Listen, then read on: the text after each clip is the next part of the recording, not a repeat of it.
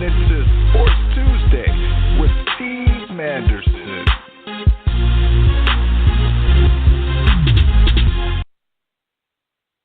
Welcome back to Sports Tuesday. I am Steve Manderson. We'll have a great show. Coming up in the first hour is Tracy Martin, baseball historian, and we'll be talking about his baseball museum, which features his vintage baseball memorabilia collection. And trust me, it goes way back. Okay, so it's amazing, his collection. My first guest is a baseball historian and has his own museum, which features vintage baseball memorabilia. And I'm going to tell you, if you go on his website, which we'll talk about as we go on, this museum is very impressive, and can't wait to talk to him about it. Okay, the founder and owner of Martin's Baseball Museum. Let me bring on baseball historian Tracy Martin. Hello, How are Steve. you? I'm fine. Thanks for having me. I you. appreciate it. No problem. Thank you very much for coming on the show. First off, there are what you call memorabilia, and then there's what you got. And I'm telling you, I am impressed. And let me ask you this. How long did it take you to put this all together? Well, I really have been collecting all my life. I'm 55 years old now, but really as a kid, say around 10 years old, I started buying packs of baseball cards and following baseball and other sports. But baseball I always seemed to have a love for the game, and I really enjoyed it. I grew up in Dayton, Ohio, an hour away from Cincinnati, so I was a young kid when the Big Red Machine was playing, and it was just amazing. So I followed the Reds, and I collected posters and pennants and baseball cards, and that's how it got started. So really, I would say at a young age of 10 years old, because I actually decorated my room as a kid with these items. So I kind of was doing something on a smaller scale even then. Now, are you? A lot of your stuff I see is pertaining to the Cincinnati Reds, and even going further back when they were the Cincinnati Redlegs. Are you a Cincinnati Reds fan? Oh yeah. I love baseball in particular, but deep down in my heart, I'm a big Reds fan. All the way back to the Cincinnati Red Stockings were the first professional team in 1869. So I've read a lot about them and some of the key players on that team and the significant impact they had on the game of baseball. So big Reds fan, but I love baseball, and I love baseball history. It's amazing the stuff that you've collected. I mean, you're talking the whole 9 yards. Balls that go back to the 1800s, the gloves, the bats itself.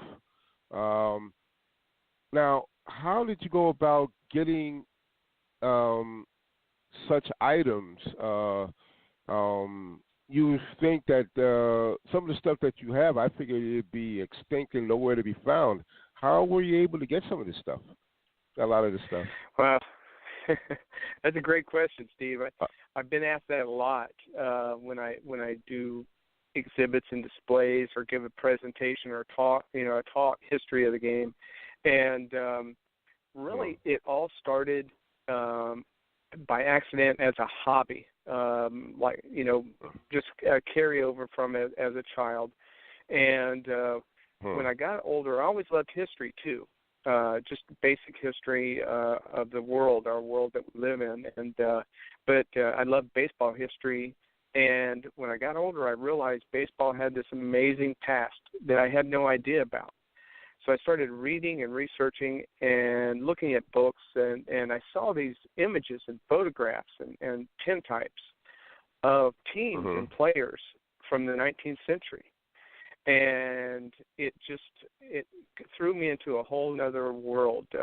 Pandora's box opened, so to speak, for me. And I saw the uniforms they were wearing and the bats they were holding, the baseballs that they were holding out in front of them. And the neat thing about some of those images back then, the teams, most of them only had 9 or 10 players. They did not have a large squad like they do today. The pitcher would pitch every inning of every game, and there would be one player as a reserve in case someone was injured. But I loved the equipment, and I got this idea of maybe trying to find an old glove or an old bat or even an old wool uniform. And so I started searching, and I would go to flea markets and antique shows and yard sales, estate sales, any place where I could find something old. And so I'd find an old bat or an old glove. And the more I researched this, I realized that the equipment changed pretty frequently in the first 100 years of the game. About every decade, I started to see this evolution and change in the uniform styles, the glove styles, and the baseballs even changed, the stitching patterns on them. So I got this crazy idea, Steve, to try to put together a collection that showed a timeline of baseball history through equipment. And a lot of people collected just autographs, or some people just collected baseball gloves, or some people collected bats. And that's great. If that's what you want, there's nothing wrong with that. But I saw this unique niche that really hadn't been done yet by a private individual. And so that's kind of what led me on my quest to put together a collection that could tell the story of the game through the equipment. Well, I tell you, some of the stuff, because I'm on this site now, and I'm looking at the bats that they used back then. And some of them look like it was just one long piece of wood with no shape, anything. And obviously, these were the kind of equipment that they used back in the 1800s. But I'm looking at this one long bat here, and it looks like in today's baseball, with the pitchers throwing at 95 to 100 miles an hour, this one bat that I'm looking at right now looks like it'll break completely in half. Then yeah. Exactly. Do you think that back then a lot of broken bats back then? I would say it probably did happen. Yeah. The one thing about the early baseball time period, baseball really evolved over a period of time from other stick and ball games, such as cricket, rounders, town ball, bat and trap. So there was, the myth and the legend of Abner Doubleday inventing baseball never did happen. I grew up thinking that. But baseball really just evolved over a time period. And it was really a child's game to begin with. Children played the game, say, in the East, in Boston and New York, in those areas. And then in the 1840s, the adults picked the game up, and they started playing for recreation and fun.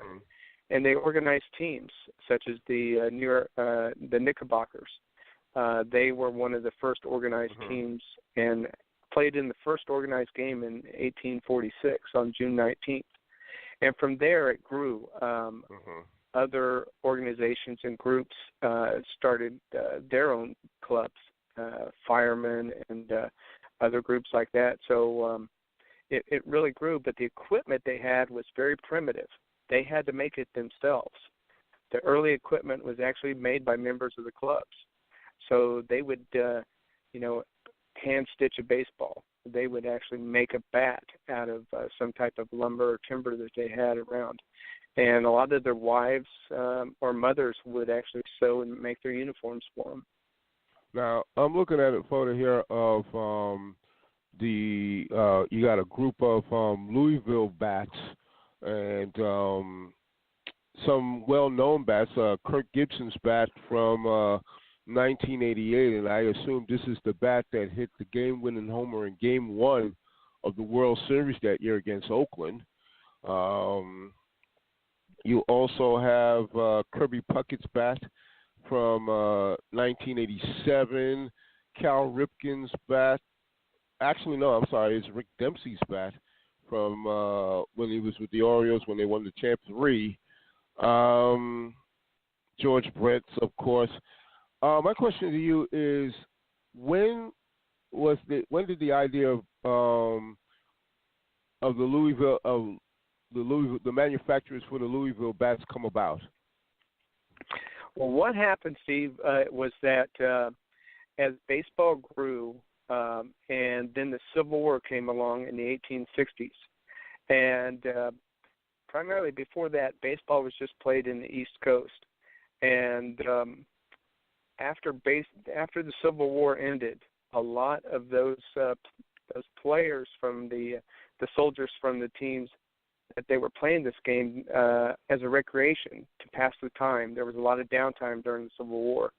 So what happened, those soldiers took the rules of baseball back to their towns and communities and formed their own teams.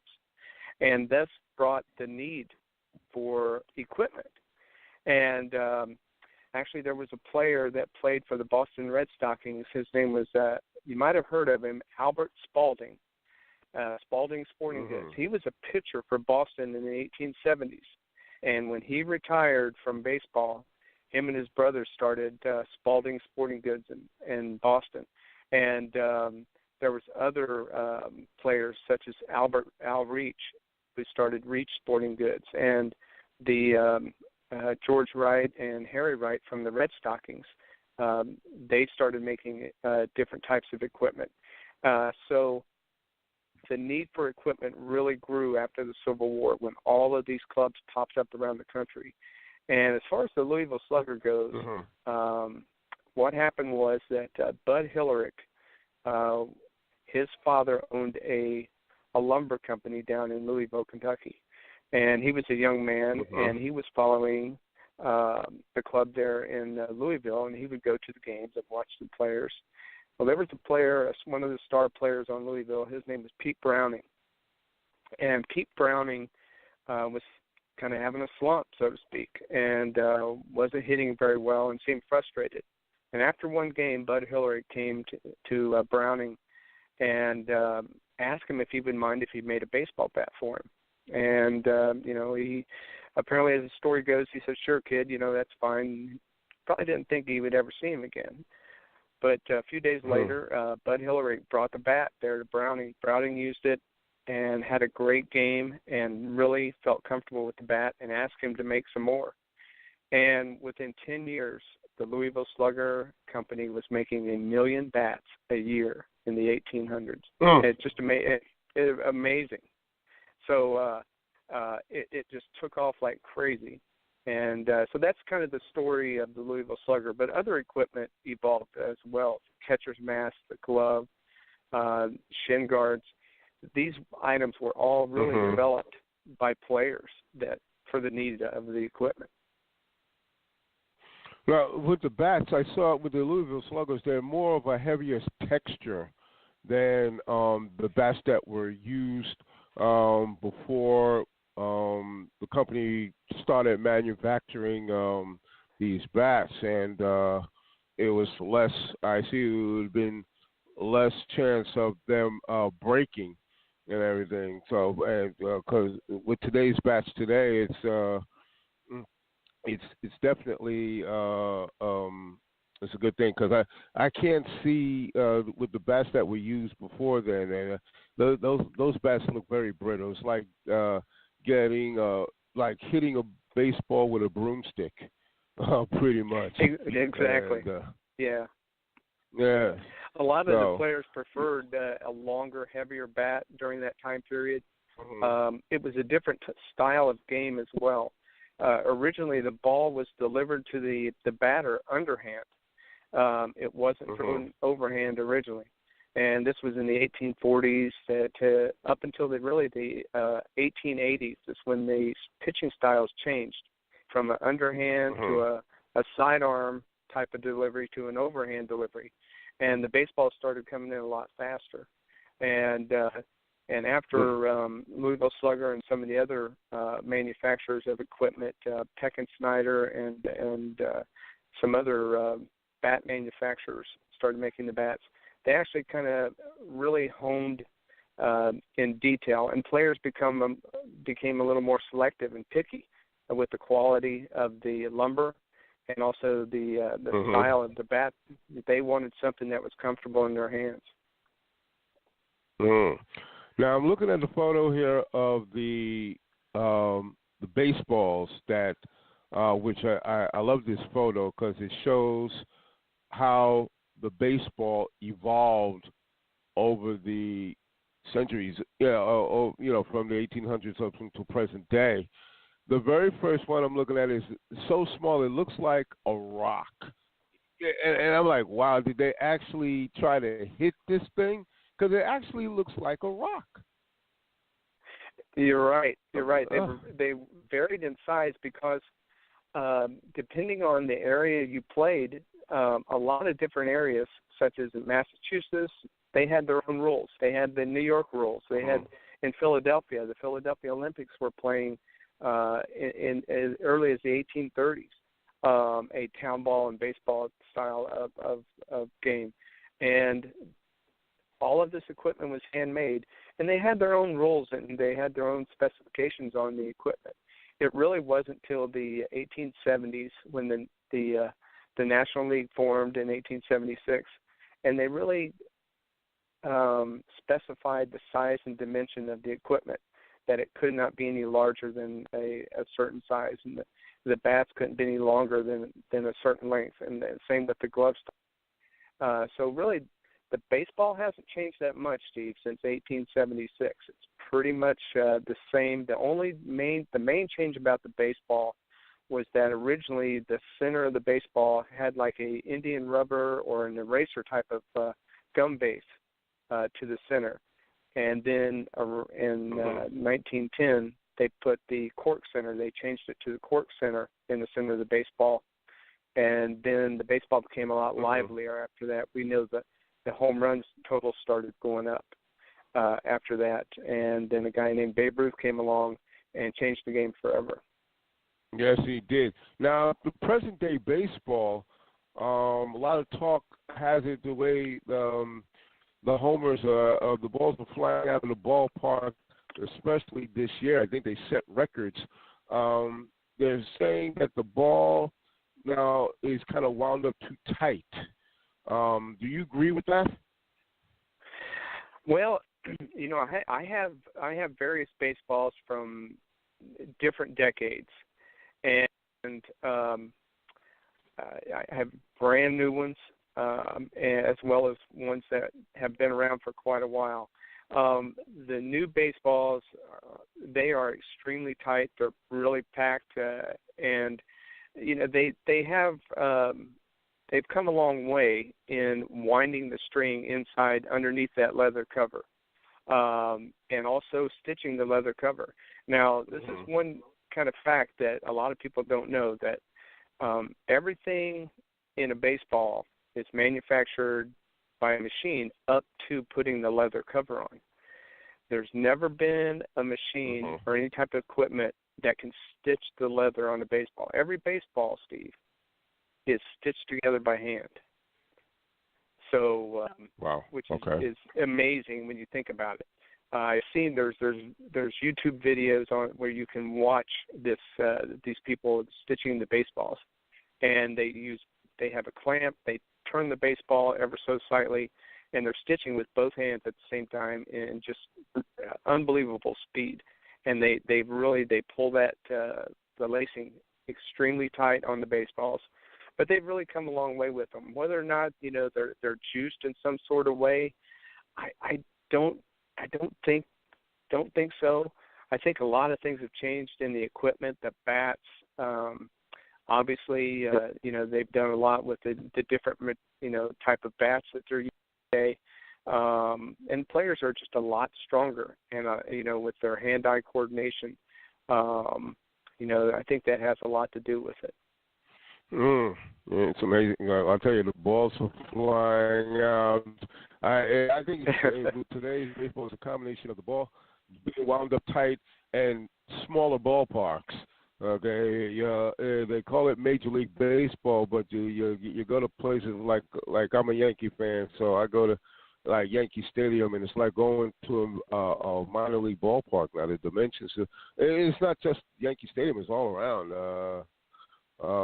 Ballparks to me are way too small. It's not like the old days where, like, say, the old Yankee Stadium was huge, and like Tiger Stadium was huge, and even like Crossley Field, that it was a big ballpark. You don't see those anymore. Now the gloves. A lot of these gloves from back in the day, I'll tell you, and I'm talking about the catcher's mitts. I'm sorry, some of these mitts that I see here, you'll wind up with broken fingers. With these mitts of the 1880s, did they have the kind of stuffing on the inside like today's mitts? Because these mitts look like they're awfully thin, and it looks like you get a fastball pitcher trying to catch a ball like 95 miles an hour, some fingers. Absolutely. No, you're right. The equipment has, as far as the glove and the catcher's mitt in particular, has come a long way. Originally in baseball, up until the late 1860s, gloves had not been invented yet.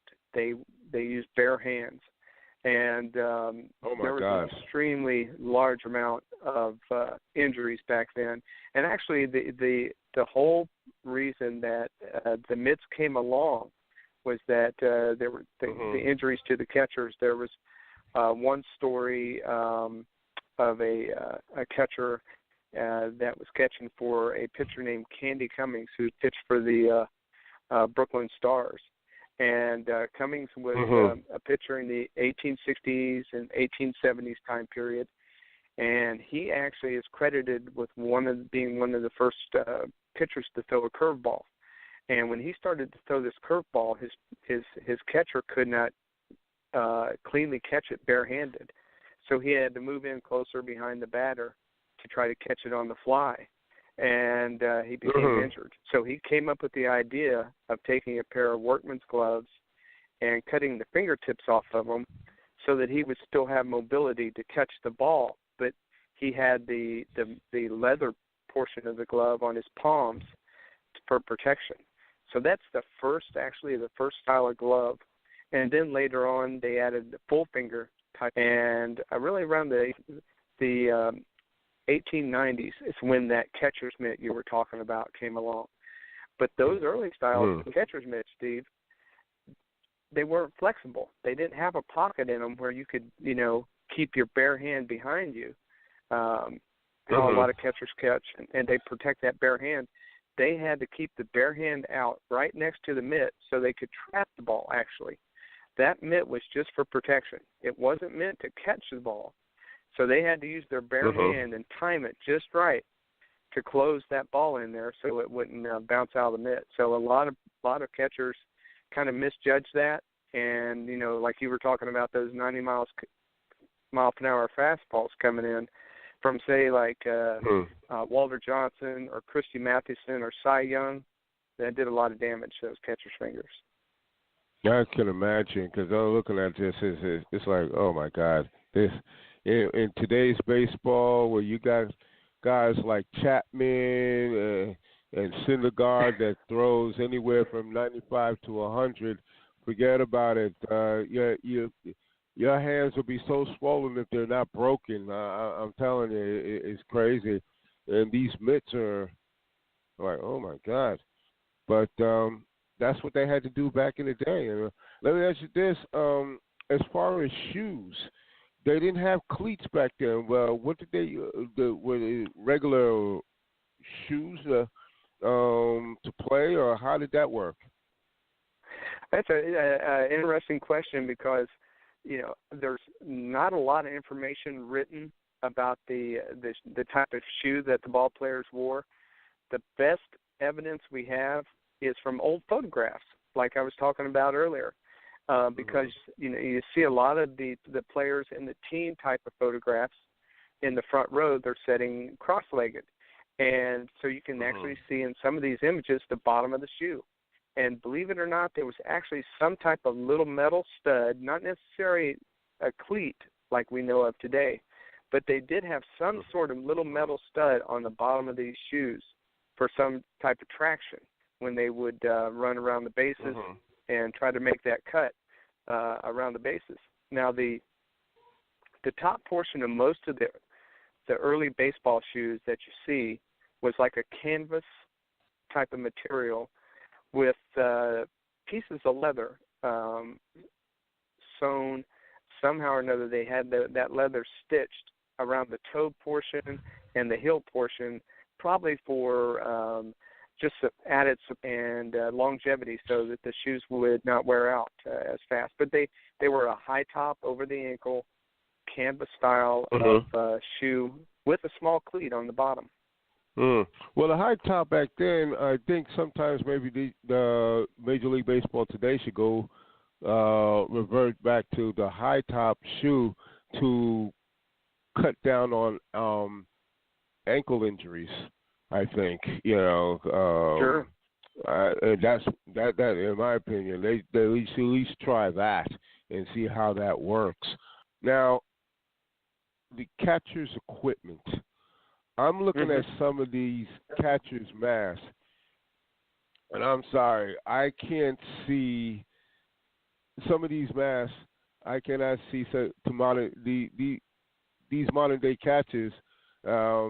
Actually, if you see what they're using now, it looks like they're using like a what they call a hockey helmet kind of a thing. You can't see, there's no way that a ball could get through to their face. I'm looking at this one mask from 1880, the birdcage mask. I'm gonna tell you right now, it looks like a baseball could go right through it.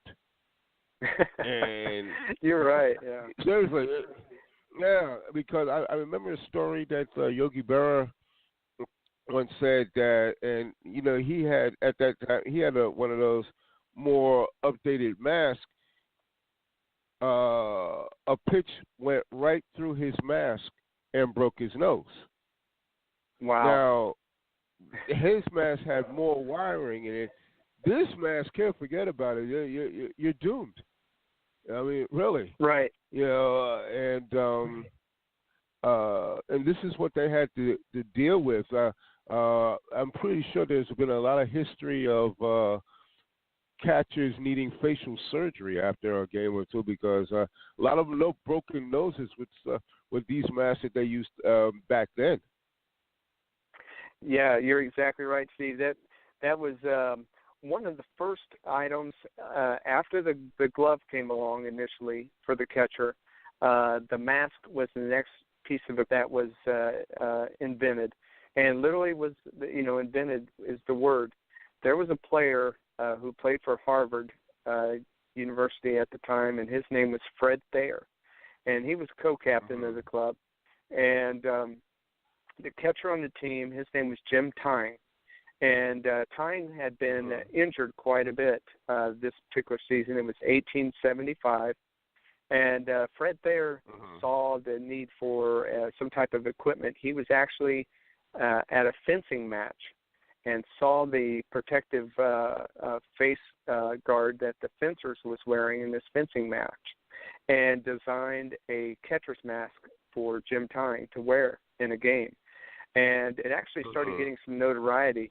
Harry Wright and Albert Spalding at the time, they were playing for Boston, and they actually came and watched a game where the Harvard catcher was wearing this mask. And it was just shortly after that Spalding started manufacturing some sort of catcher's mask and putting it in his Spalding sporting goods catalog that he produced every year. So the mask started as a really, really light, small gauge wire, and it was wrapped, actually, the pieces of wire was wrapped together with a real small type of wiring. And they had a really small little pad, mainly on each side, on the left and right side cheek, for talking about an impact from a foul ball or something.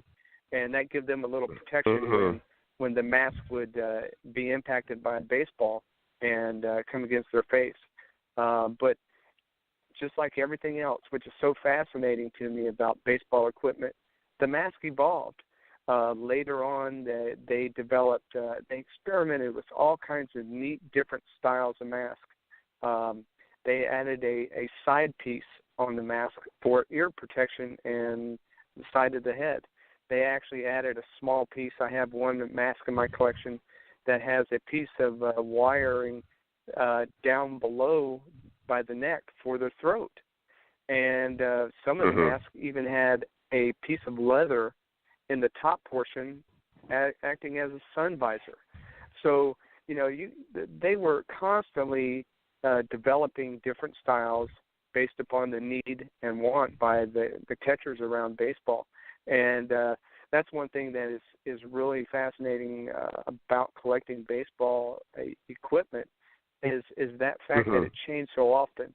And actually, I was very fortunate to loan my catcher's equipment. It's 100 years of the evolution of catching in an exhibit that the Cincinnati Reds did for Johnny Bench, his career. They had an exhibit down in Cincinnati at their Hall of Fame and museum, and I was very privileged to loan them my catcher's equipment to do a display down there. But, yeah, the mask has come a long way, and you're right about the modern catcher today. Their mask is just like a hockey mask, but nothing's going to get through there. No way. Maybe you get a slight headache or something, but that's about it. And I'm looking at the chest protectors. The earlier chest protectors look kind of thin, too. You get a foul ball coming off that chest protector, it can hurt. It can hurt. Exactly. As compared to today's chest protectors, which sometimes, depending on how you get hit with the pitch, it can still hurt too if you get right underneath that chest protector too.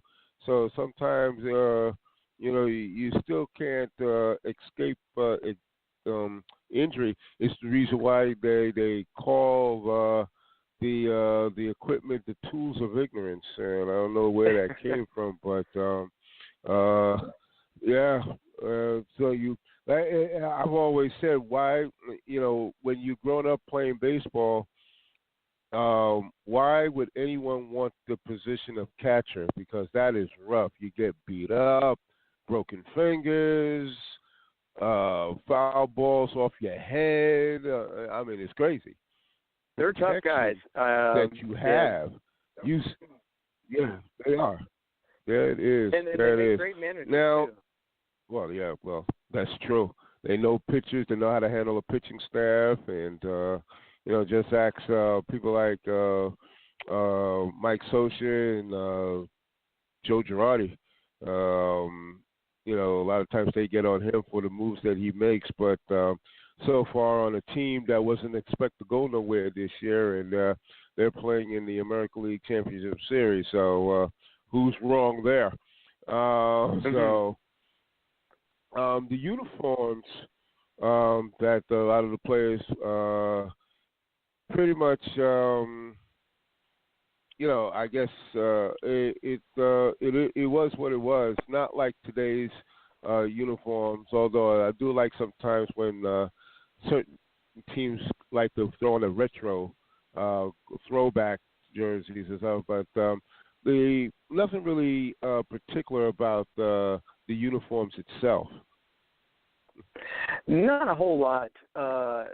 What the thing about the uniforms, when they first started, they needed something to identify one team from the other. And one of the first items of the uniform that did that was the belt. They actually had a decorative type of belt, and they kind of copied the first uniform styles from the fireman uniforms from the time period in the 1860s.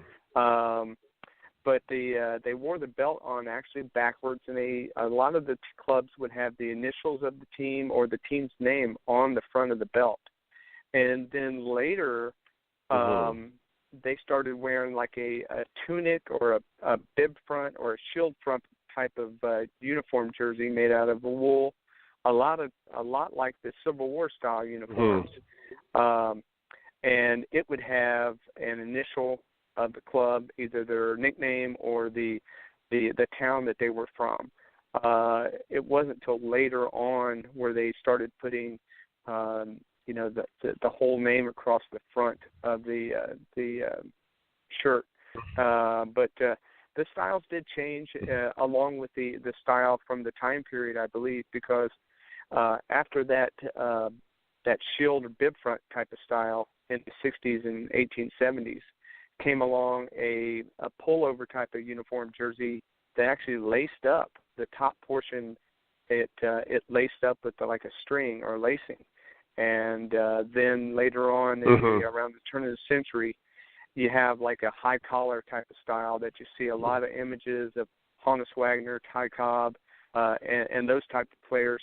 Napoleon Lajoie, they're wearing that high collar type of style that's actually buttoned all the way up to the front. And then around in the teens during World War I, a style that was real popular was called the cadet style or military style, which didn't have a collar at all. It was just fastened like the early World War I military uniforms did. It had a button, but it really never had that collar type of flap on it. And then later on in the 20s and the 30s, a style came along that they called a sun collar type of style. It really had just a small collar that came right above the shoulders, and some of them would have an extra piece of material sewn on the back to kind of protect their neck from the sun. But from there, and these were still made out of wool up until this time period into the 1940s. That's when baseball kind of really started expanding out west, say in Los Angeles, San Francisco, and Arizona, and some of the warmer climates. And for a time period there, Steve, they actually experimented with like a satin type of material for baseball uniforms made out of this satin material. And they thought it would be cooler, but actually it did the opposite. The players hated it. It just absorbed made the sweat real heavy, and so that didn't last very long. And then we know in the 1960s, late 1960s, early 70s, that you see that the knit uniforms that came along, that Clemente maybe was wearing with the Pirates, or some of the great Yankee players from the early 70s, Munson and those guys, later was wearing that in the 76 series, with Cincinnati, which was a great series, but great players. I mean, Munson and Bench together was just amazing to watch them, in that series. But that's really you're right. There wasn't much of an impact with the uniforms, but they did change, and from some of the different styles. Now, I see you're big on bobbleheads. There's some collection you have there too, and I get a kick out of the one that you had, the photo here you have of the Cincinnati, the 4 bobbleheads of Cincinnati Reds jerseys, and they look like a barbershop quartet. It's too funny. And let me ask you, how far back does the idea of the bobblehead go? How far does that go back? Those actually started in the, as far as baseball bobbleheads, in the early 1960s. there was some Mm-hmm. versions of bobbleheads and novelties in the 50s time period. Some of those came from Japan. After World War II, they started being manufactured out of like a paper mache type of material, very fragile. But the baseball bobbleheads really took off in the early 1960s, 61, 62, 63, and they became very popular. And because they would make one of every team, so no matter which team you rooted for and followed, you could find a bobblehead from your team and start collecting them. But they are very fragile, and but they're a lot of fun, and they changed over the years. They manufactured those. I would say the first run of bobbleheads, so to speak, from 61 to say 73, 74. So for about a little over a decade, you had that first invasion of the bobbleheads that was that fragile paper mache, plaster of Paris type of material. And then they kind of dwindled out for a while, and they made a great comeback. So a lot of clubs and a lot of manufacturers started making player model bobbleheads, specific players. There was a few, though, during that the 60s. They made a player model bobbleheads. They made a Manuel Maris, Clemente, and Willie Mays issued bobbleheads, and those are very rare and very expensive if you can find them. Wow, that is deep. And you have something here in your museum that I've never seen before, and that is you actually have a Baseball Collectors Hall of Fame. Now, that is very interesting. And you started this, I assume, in 2008. The first inductees were Barry Halper and Miriam Jacobs. What gave you the idea to start a Collectors Hall of Fame?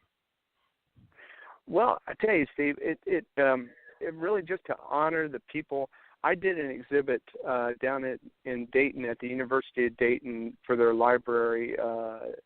They had a collection donated to them by a young lady, Miriam Jacobs. Never heard of her before. But this young lady in the 20s and 30s time period, and the 40s also, she collected baseball cards. She collected autographs. She wrote to every player, every manager, every coach, and an autograph. And this is a young woman during this time period, which was very rare to have a following of baseball and the love of baseball like she did. But she was an amazing person. She never did marry. She worked for her brother. Her brother was an attorney in Dayton, and she loved going to the games and collecting. But her collection that they had there, we used it in an exhibit that we put together for them, and it was just amazing. So her love and passion for collecting, as well as some of the other people that I've been fortunate enough to meet over the years, fellow collectors, and some I haven't met, but but through different type of publications that they put out. Mark Cooper, who put out he collects baseball games, had a book out, and his love and passion for collecting baseball games. He had thousands of variations of board games, mechanical games, all baseball issue, type of issue games, and other collectors. John Gianantonio, just down in Cincinnati, he has a great collection, and Joe Terito out in Rochester, New York, a good friend of mine, has an amazing collection. Well, I tell you, there is one inductee here that when I saw, I was like, really? And that is the one and only Penny Marshall. For those who don't know, Penny Marshall was Laverne on Laverne and Shirley, and she became an accomplished film director. In fact, she directed one of my all-time favorite sports movies, a league of our own. And I see Exactly. that you have a collection of the women's baseball uniforms from that era, and the movie was based on a true story of at the time back in the 40s. The men went to war, and the women, a league was formed featuring women, and it was serious business. And Penny Marshall did a great job directing that movie. It starred Tom Hanks and Gina Davis and Madonna, Rosie O'Donnell, and Penny Marshall's late father Gary was in it. He played the owner of the team, and it was a great movie. But when reading on this, I really didn't realize that Penny Marshall was a big baseball fan. Exactly. Yeah, she is, Steve. She's a huge baseball fan and has a love and passion for collecting as well. She has really been able to obtain and preserve quite a few items as far as the baseball collecting goes. She has autographed baseball, she has, and a lot of things from the League of Their Own type of the ladies that played during that time period. And so Penny Marshall, for her love of baseball and also for her collection, she has thousands of autographs, thousands of items that are really significant. Yes. And one other inductee of note, John Thorne, sports historian and author. I had met him last year at a film screening of the Jackie Robinson documentary, and I see here he's a big collector himself. John's got some amazing material. He's the MLB historian, and but his love and passion of the game is really what qualified him for that position, and well deservedly. John has helped me actually. He's a very humble man. And he's very giving in what small time I know he's a very busy man, but he's actually helped me identify a few pieces in my collection. But he has some pieces of significance as far as baseball history goes, early publications, early documents, early photographs, and that are just amazing, really amazing. But you were talking, Steve, about one of the items I have, and I wanted to mention this to you, in my collection is a baseball jersey from another baseball movie.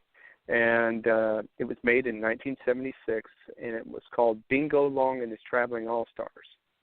Do you recall that movie? Oh, I remember that movie. Yes. Billy D. Williams and James Earl Jones. That's right. Oh, yes. Richard Pryor, yeah. Now, you have stuff from there. That is a collector's item, those uniforms especially. Yeah, exactly. Well, this particular they were uniform, outrageous. I picked it up from an auction, and it didn't have had very little description with it. When I got the uniform in the mail, I started looking it over. I thought it was really unique. It's a really nice heavy wool, and I kind of turned it around. I was looking at the collar and the tail portion around the bottom of the uniform, and noticed that it had a stamp on it. It was Hollywood Costume Company, Hollywood, California, and I'm like, well, that's kind of unique, And so reading about it, looking it up, and it turns out that they actually made the baseball uniforms for the movie Bingo Long and His Traveling All-Stars. And this particular uniform was actually worn by James Earl Jones in the movie during the first portion of the movie, where a lot of the Negro League teams were playing against each other, and the the owner of the league, he was very greedy, didn't pay them properly what they were due. And that's when Billy D. Williams started his own team and kind of pulled these stars like James Earl Jones and Richard Pryor off of their teams onto his and started, playing against them. So, but that's kind of a unique piece that I just acquired by accident. I had no idea until I started doing some research. And that's a lot of fun, too, with some of the pieces I get. I can research them and try to look up and find information as best I can. Yeah, I tell you, you definitely have a lot of fun with that because, unfortunately, we are out of time. But this was great. I would definitely like to have you back on the show and talk some more about your museum and everything. You're welcome back on Sports Tuesday anytime. The website that the people can check out your stuff is www.vintagebaseballcollector.com. Is that correct? Yep. And I also have a Facebook it's the page of Martin's Baseball Museum. Yeah. Right. That's great.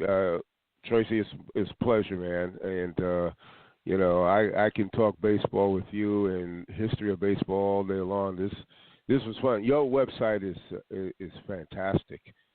Oh my God! Well, that's very nice of you. I saw in there. That. Yes, and continued success with the museum, and keep on collecting, man. You never know what else you might find, So it's amazing in the way you research and what you come up with, and that is fantastic. So, as I said, love you, have you back down the road. And so pretty much, I thank you very much for coming on, and we'll definitely talk down the road. So you take care, and God bless. Well, I look forward to it, man. Thanks again, Steve, for having me. I really appreciate it. It's been an honor and a privilege, and I've really enjoyed myself. And believe it or not, there's still a lot more to talk about when it comes to baseball collecting. Oh, you got that right. I'm sure about that. All right. And we'll definitely talk about else. So take care. Thank you, sir. Source Nation, that was Tracy Martin, baseball historian and the founder and owner of Martin's Baseball Museum. And the website to check out his vintage collection is www.vintagebaseballcollector.com. So, until next week, when really by that time the World Series should be starting up, and hopefully my Yankees will be there. Will remains to be seen. So we'll see how they do. See what happens if they can beat the Houston Astros, and we'll see what happens. So until next week, as I always say, be good and be safe. Take care, everybody.